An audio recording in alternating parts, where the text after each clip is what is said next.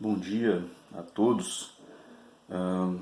Já faz um tempo que eu não publico aqui no meu perfil profissional, principalmente vídeo, mas a gente fica realmente um pouco, às vezes,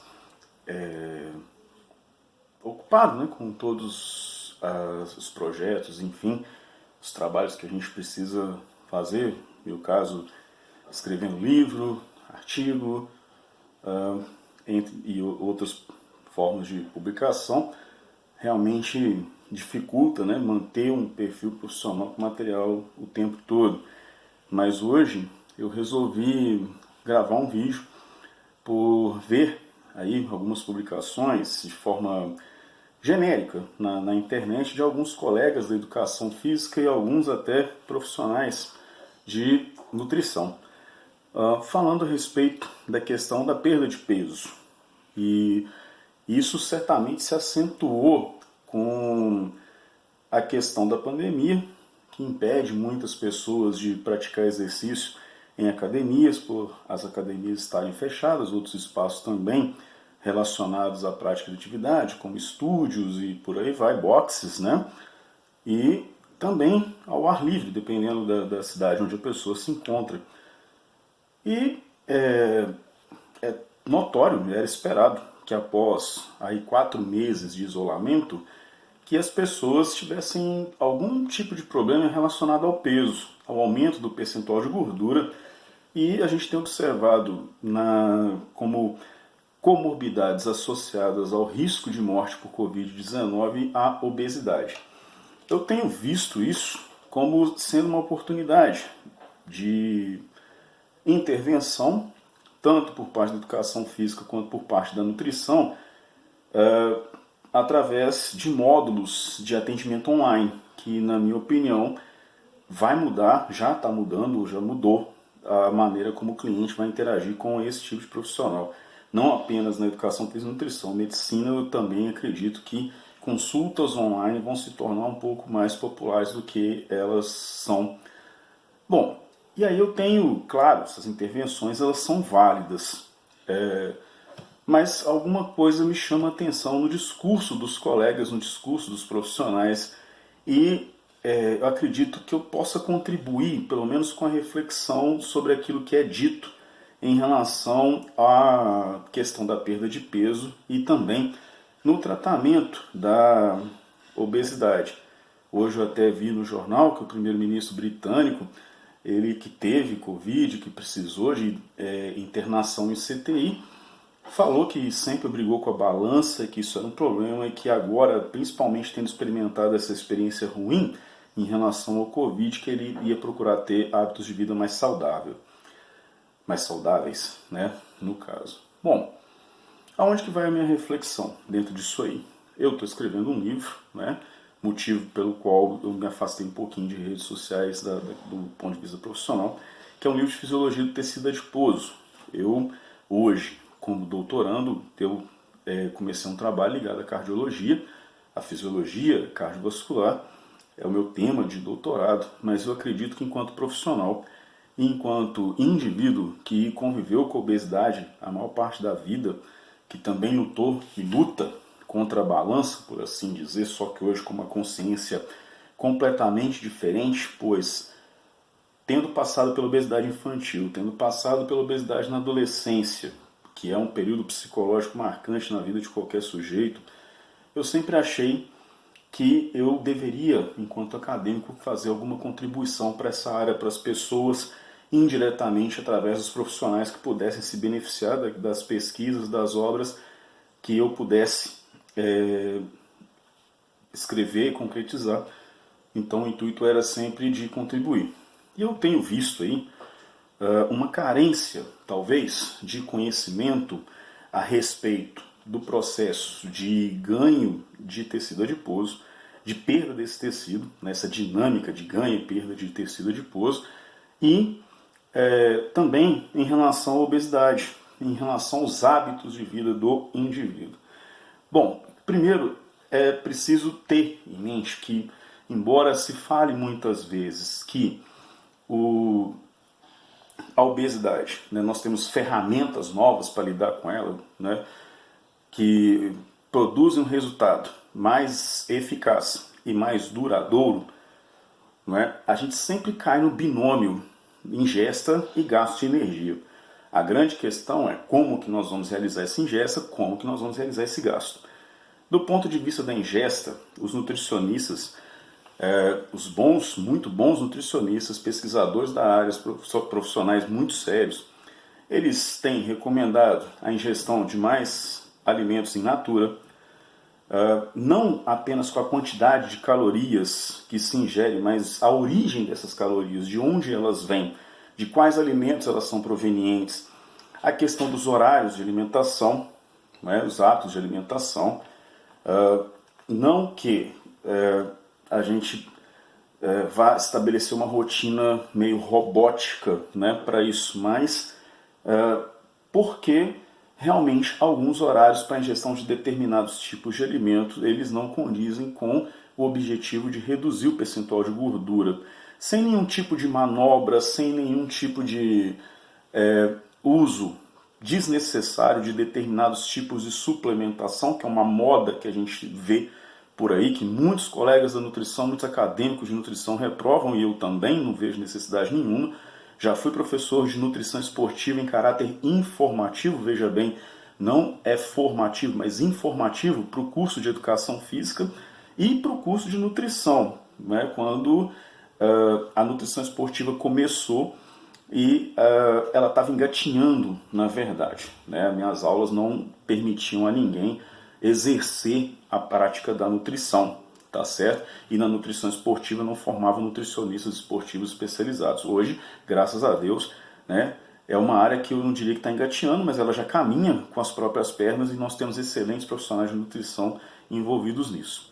Na educação física, nós trabalhamos com gasto de energia e por muito tempo os exercícios aeróbicos eles foram prescritos como principais agentes, principais ferramentas no intuito de gasto energético, né? Os profissionais formados há mais tempo, eles ainda defendem bastante a atividade aeróbica com essa finalidade, e alguns profissionais que se consideram mais na vanguarda da educação física chegam até a condená-la. É importante que qualquer profissional de educação física entenda que o exercício, de uma forma geral, ele pode ter múltiplas funções. Se a gente pensar no gasto energético para atividade física, o exercício aeróbico é um excelente exercício para gasto energético. Você gasta muita energia durante o exercício. O problema é que pós-exercício esse gasto energético ele volta aos valores de repouso. E aí então vem os exercícios que promovem um aumento da massa muscular, um nível de hipertrofia mais alto. E essa hipertrofia faz com que haja um aumento do gasto energético em repouso, chamado gasto energético basal, taxa metabólica basal, que a gente vê também muitas discussões acadêmicas desnecessárias do sujeito brigar bastante para falar taxa ou para falar gasto, quando na verdade significa a mesma coisa.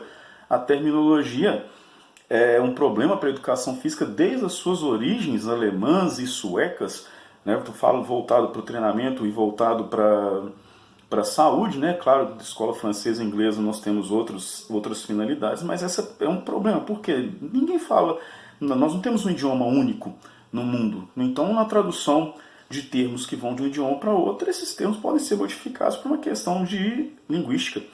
Mas, enfim, realmente o aumento, o ganho de massa muscular, eu posso falar por mim mesmo, que sou praticante de musculação há 22 anos, aumenta bastante, né, a taxa metabólica basal e contribuem sensivelmente para que haja uma modificação na composição corporal, pois o emagrecimento trata disso, mudança na composição corporal, reduzir o percentual de gordura e aumentar a massa magra. Aquilo que você vê na balança é um parâmetro muito limitado quando nós falamos de trabalho nessa área, na realidade. Mas eu tenho visto então profissionais que, na minha opinião, vejam bem, é uma opinião, não tem refletido tanto a respeito desses parâmetros no seu discurso. Eu tenho visto muitas publicações do tipo: qual é a sua desculpa? Ou se você não fizer para você, quem fará? Ou ainda Até se você não ama o seu corpo a ponto de tratar dele, quem vai amar? Bom, como uma pessoa que sofreu com obesidade em momentos cruciais da formação psicológica, da formação da personalidade, posso dizer para vocês o seguinte: para poder trabalhar com obesidade, nós precisamos entender que a obesidade não é só aquilo que você visualiza numa sala de avaliação física. Não é à toa que em qualquer curso que mencione obesidade, fala-se que o tratamento é multidisciplinar, o que inclui a participação, sim, dos médicos, a participação de psicólogos, porque para quem está vestindo aquele corpo, né, o corpo como invólucro do espírito do sujeito, para quem está vestindo aquele corpo, a coisa pode não ser tão simples assim. E mesmo do ponto de vista biológico, do ponto de vista fisiológico, a coisa não é tão simples assim. Eu digo por quê? Porque nós não conhecemos totalmente o tecido adiposo. Nós não conhecemos totalmente a obesidade na sua essência. Por que nós não conhecemos totalmente isso? Porque simplesmente não haviam ferramentas disponíveis para que nós pudéssemos avaliar o tecido adiposo em nível celular, né, em nível histológico, da maneira que nós podemos avaliar hoje. Então, primeiro, o tecido adiposo ele não é só vilão, tá? Desculpem, ele não é só vilão. Por quê? É uma grande fonte de células-tronco, células capazes de se diferenciar em outros tipos celulares, formar outros tipos de tecido. O tecido adiposo, na sua totalidade, na verdade, de 15% a 20%, é formado por células-tronco. Tá? O maior reservatório de células-tronco, por assim dizer, o maior tecido formador de células-tronco, além do tecido adiposo, é a medula óssea, com a vantagem de que o tecido adiposo tem uma facilidade de extração dessas células muito maior do que a extração medular. Então, nas terapias com células-tronco, vindouras aí que estão em processo de estudo, provavelmente as células-tronco virão do tecido adiposo. Uma outra questão é que o aumento do tecido adiposo ele pode restringir o fluxo sanguíneo por uma relação que é muito simples. Às vezes as coisas parecem simples e de fato são. Se o adipócito ele aumenta de tamanho, ele hipertrofia, ele pode pressionar vasos sanguíneos adjacentes, restringindo o fluxo de sangue. Quando você restringe o fluxo de sangue, o ponto a partir dessa restrição recebe menos oxigênio. Você causa um fenômeno chamado de hipóxia. E a hipóxia ela pode danificar ou até matar células-tronco. Tanto células danificadas quanto células mortas, elas vão enviar citocinas para a corrente sanguínea e essas citocinas são pró-inflamatórias, ou seja, elas favorecem o desenvolvimento da inflamação. Inflamação em determinados níveis, dependendo do tecido, do tamanho do tecido, dependendo da predisposição da pessoa, pode fazer com que esse tecido, inclusive, perca função momentânea ou permanentemente.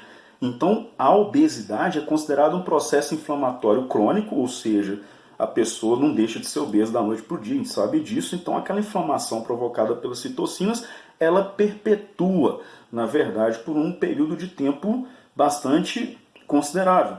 Citocinas pró-inflamatórias produzidas no tecido adiposo podem, por exemplo, afetar o funcionamento do coração. Afetando o funcionamento do coração, o coração pode vir a ter problemas decorrentes no processo de obesidade. Tá certo? Por isso que a obesidade, entre outros motivos, eu estou aqui citando um só para poder ilustrar, ela pode provocar problemas cardiovasculares e outros tantos, resistência à insulina, aumento da pressão arterial e por aí vai. Tudo isso a gente já sabe, tá? Mas a questão das células-tronco, a questão de entender o que é inflamação, é um processo importante dentro disso aí. Outra coisa, o tecido adiposo é um órgão endócrino, ele produz uma série de hormônios, tá certo? Que tem função dentro do organismo, para citar uma função básica, ajudar a definir o seu apetite, quando você está com fome e quando você está saciado. Tá? Mas existem vários outros tipos. O tecido adiposo ele influencia, do ponto de vista endócrino, o funcionamento de outros tecidos e é influenciado. Por exemplo, um dos fatores a favor do exercício de maior intensidade que leva à hipertrofia muscular é que o músculo também é um órgão endócrino. E ele, por exemplo, está na boca do povo aí desde 2012 a questão da irisina, um hormônio produzido pelo músculo esquelético durante o exercício, numa relação dose-resposta com a intensidade de esforço. Quanto maior o esforço, mais irisina você produz. E a irisina tem a função de aumentar a termogênese no tecido adiposo. fazendo inclusive uma transição para quem estuda a histologia do tecido adiposo, de tecido adiposo branco, que tem uma função primária de armazenamento, para o tecido adiposo marrom, que é termogênico, que usa a energia dos lipídios que acumulam para a produção de calor, tá certo? É uma coisa importante, toda a pessoa que trabalha com sobrepeso e obesidade deveria conhecer. Então nós temos aí vários fatores importantes em relação à obesidade. Mas, né, uma outra coisa que falta na formação de muita gente, eu espero inclusive com o meu livro poder contribuir com isso, é que os obesos não são iguais. Né? Poxa, que surpresa! Né? Se eu acho, na minha opinião, uma coisa que todo mundo deveria saber, quem é da área da saúde, quem é da área biológica, nem todo mundo da área biológica é necessariamente da saúde, que há uma individualidade biológica desde uma célula até o organismo como um todo. Então, se eu tenho obesos diferentes, as ferramentas para trabalhar essa obesidade não são e não podem ser idênticas. Para citar essa questão da diferença, diferentes tipos de indivíduos obesos, eu posso falar o seguinte: o tecido adiposo, enquanto tecido, enquanto comportamento de tecido, ele pode aumentar o seu volume de duas maneiras diferentes. Por hipertrofia, que todo mundo conhece, um processo de aumento de massa muscular, massa celular, e hiperplasia, ou seja, um aumento do número de adipócitos. Eu posso ter adipócitos grandes em diâmetro, posso ter muitos adipócitos de diâmetro reduzido, porém em número maior, hipertrofia e hiperplasia.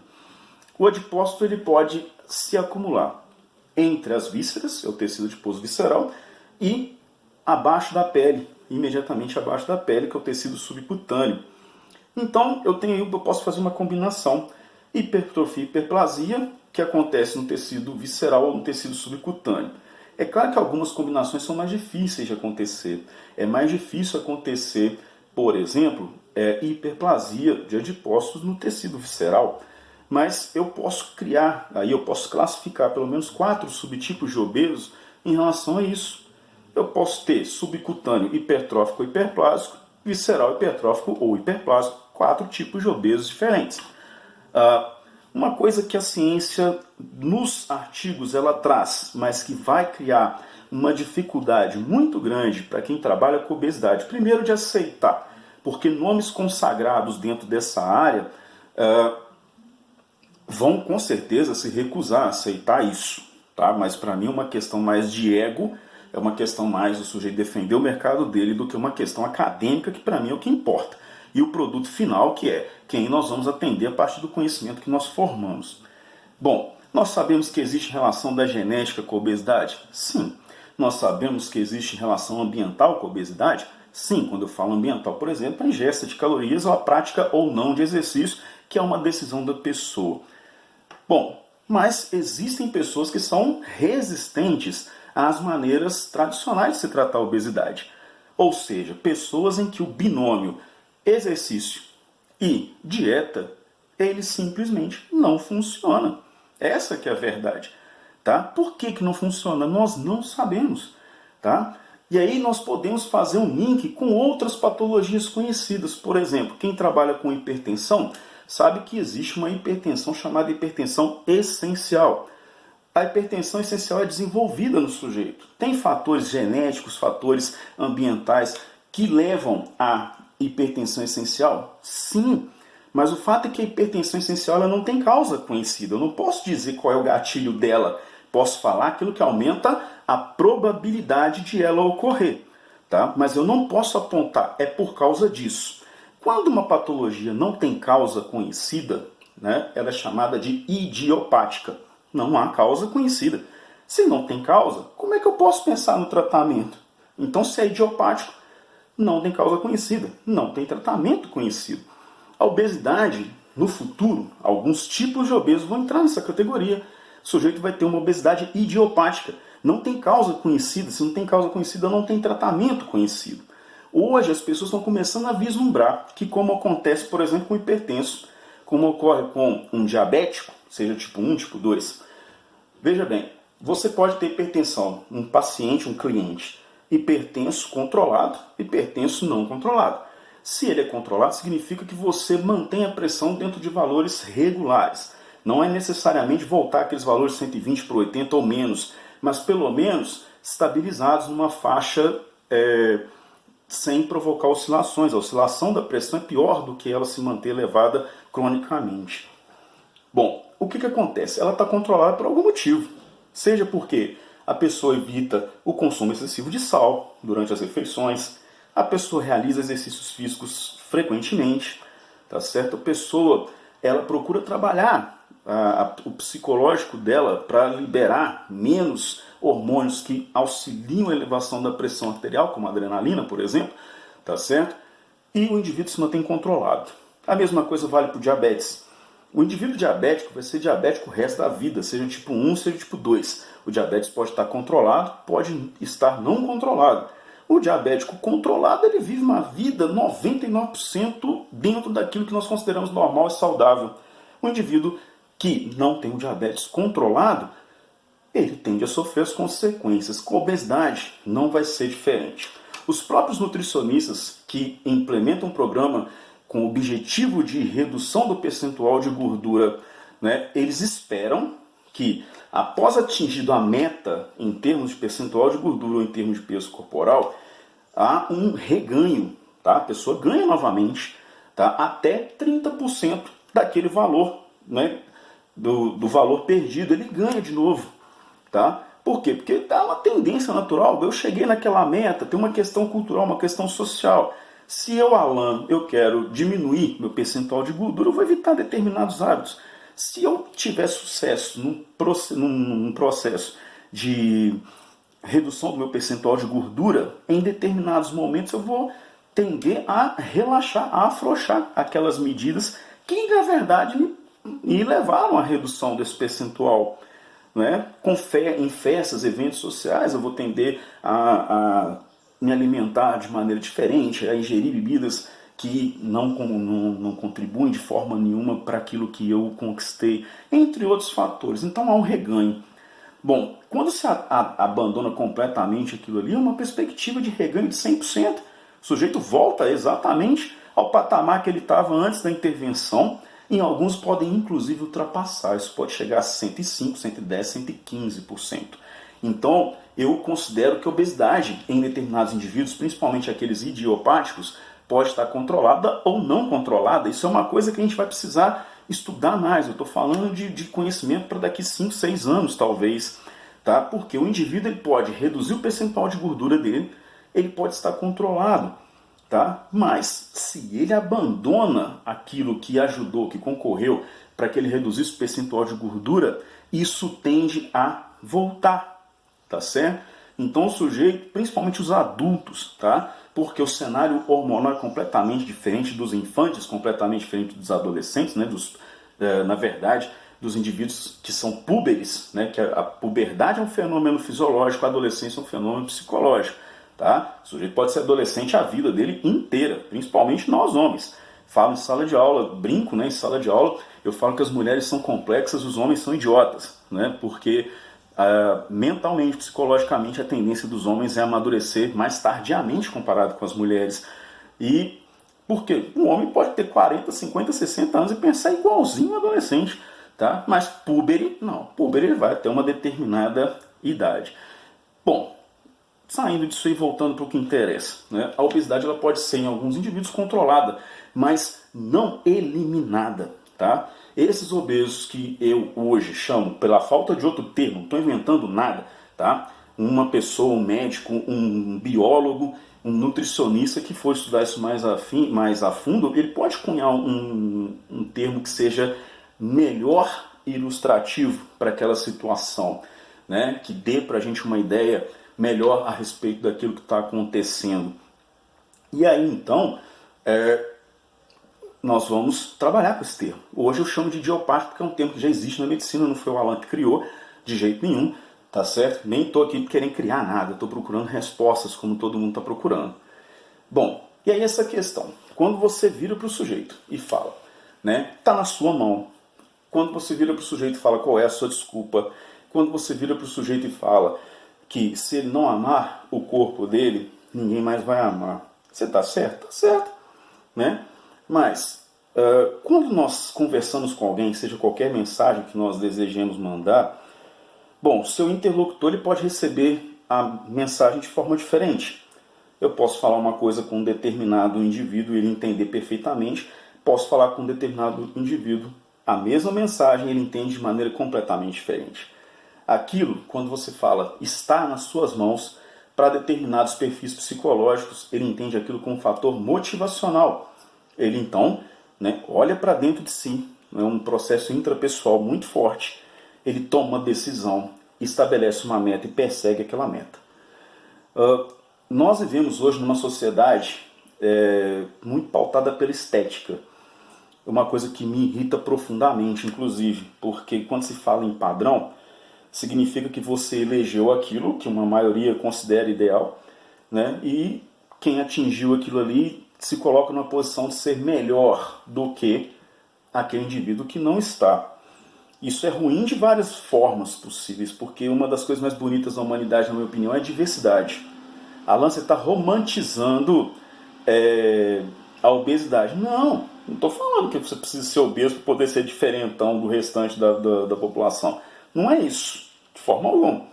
Né? Mas essa sociedade pautada pela estética, que escolheu um padrão como sendo o padrão ideal, né, ela discrimina quem não está.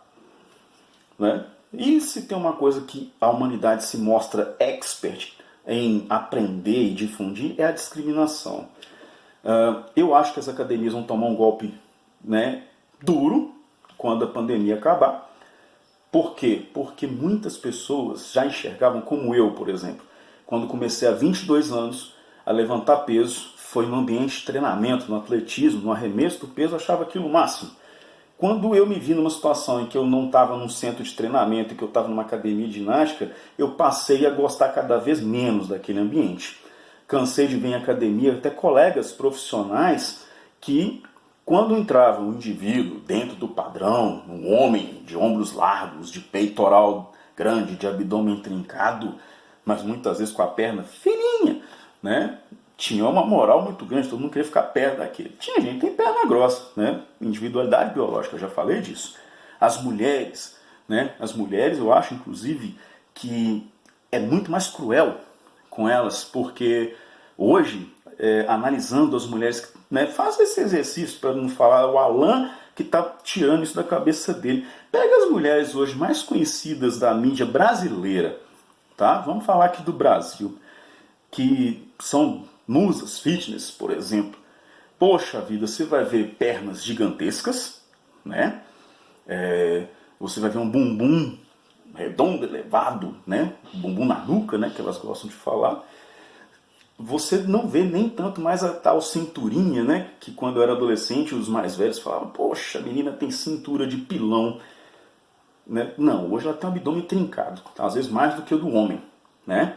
Alguns hoje, tanto homens quanto mulheres, procuram um abdômen negativo, né? O abdômen vindo para trás do nível da caixa torácica da pessoa, extremamente definido, com percentual de gordura muito baixo. Mas aí quando você vai subindo silicone, porque diminui o percentual de gordura, a mama não sofre efeito do exercício, o percentual de gordura interfere na mama. Então você coloca um silicone e aí você vai subindo e não tem papada que nem o Alan tem aqui embaixo. Olha que eu já precisei cortar, já precisei tirar. Né? Fazem harmonização facial, fazem bichectomia, fazem preenchimento labial, afinam o nariz, puxam os olhos, né? Sobrancelhas desenhadas e tudo mais. E aí você vê aquele perfil de mulher. Né? Você vai ver que aquelas mulheres que estão mais em evidência, elas tendem a estar muito dentro desse padrão. Esse corpo atlético até, eu diria, né? Aquele rosto, preenchimento, né? E tudo mais. Algumas, inclusive, exageram na dose. Eu não sou profissional de estética, mas eu acho que tem gente que vai longe demais. Mas aí sim, é a minha opinião. Né? Estão dentro daquele padrão. Aí chega na academia, o sujeito que é obeso, sedentário, por vários motivos. Tá? Conheci muita gente que realmente, diretores de empresas, gente com poder aquisitivo muito grande, que falava assim, Alan, para mim realmente não dá, porque às vezes eu estou na academia, num horário que eu coloquei para mim, né, e o telefone toca, é um telefone corporativo, Eu ganho mais para ter aquele corporativo. Na hora que ele toca, eu atendo. É simples assim. Tem um amigo muito querido, né, que crescemos juntos, uma amizade de 33 anos, no mínimo, aí, e que fala comigo, cara, às vezes eu estou lá dormindo com a minha família, meus filhos, minha esposa, o telefone toca 3 horas da manhã. Se você acha que é um absurdo o sujeito atender o telefone na academia e precisar atender a empresa, imagina quando você está dormindo, o sono é sagrado. E ele tem que sair 3 horas da manhã e parar na empresa dele porque ele é o chefe. Tá? E ele volta às 5 horas da manhã e o horário da academia dele era às 8. Poxa, se ele teve esse gap no sono aí, quem é humano o suficiente para poder ir lá e ainda desenvolver uma rotina de exercício com disposição, com bem-estar? Não é tão simples assim. Então, depende do sujeito? Depende dele tomar uma decisão de querer fazer alguma coisa pelo corpo dele, né? Mas os fatores ambientais, eles interferem e interferem bastante, tá? E, voltando para a academia, entra o sujeito obeso, com histórico de sedentarismo que vai ser verificado pela anamnese dele, com o objetivo de quê? Saúde e qualidade de vida. E eu já vi profissionais, tanto da educação física quanto da nutrição, rirem dele pelas costas, né? Os outros frequentadores da academia que estão mais próximos ou dentro daquele padrão apontando o dedo para ele, né? Porque está lá com uma carga pequena, porque a silhueta dele não corresponde ao ambiente que ele está inserido. Isso torna a academia um espaço tóxico, isso torna a academia um espaço extremamente chato de convivência. E eu não tenho